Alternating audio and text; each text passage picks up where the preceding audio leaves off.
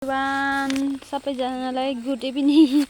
यहाँनिर चाहिँ हाम्रो चाहिँ यहाँ टमाटरहरू हेर्नु है, हाम्रो घरको चाहिँ होइन, फेरि अर्काको यो भाउजूहरूको टमाटर चाहिँ अन्त सब्जी बजारमा पुनामा यहाँ झोला लिएर आइरहेछ हो।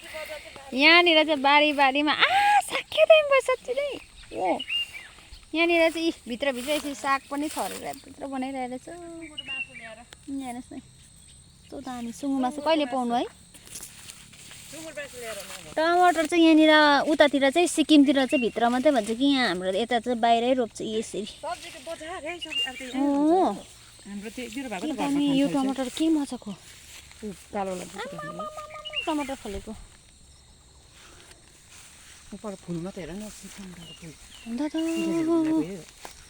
योहरू हो सबै हो। पिकाचीहरूकोमा चाहिँ मर्यो है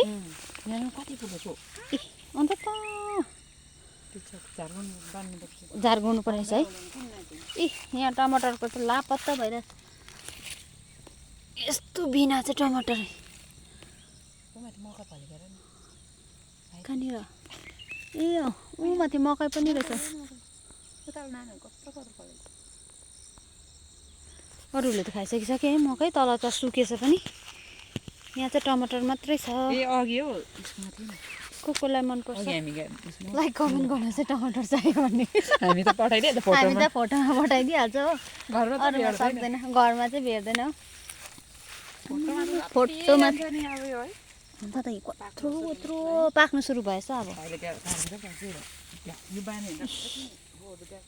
अझ स्याहाऱ्यो भने दामी हुनेछ है यो।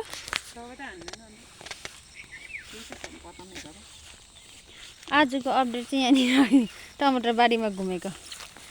खासमा चाहिँ हामी मासु ल्याउनु आएको, यहाँ पाएको बेलामा भिडियो सानो गरिदिएको नि।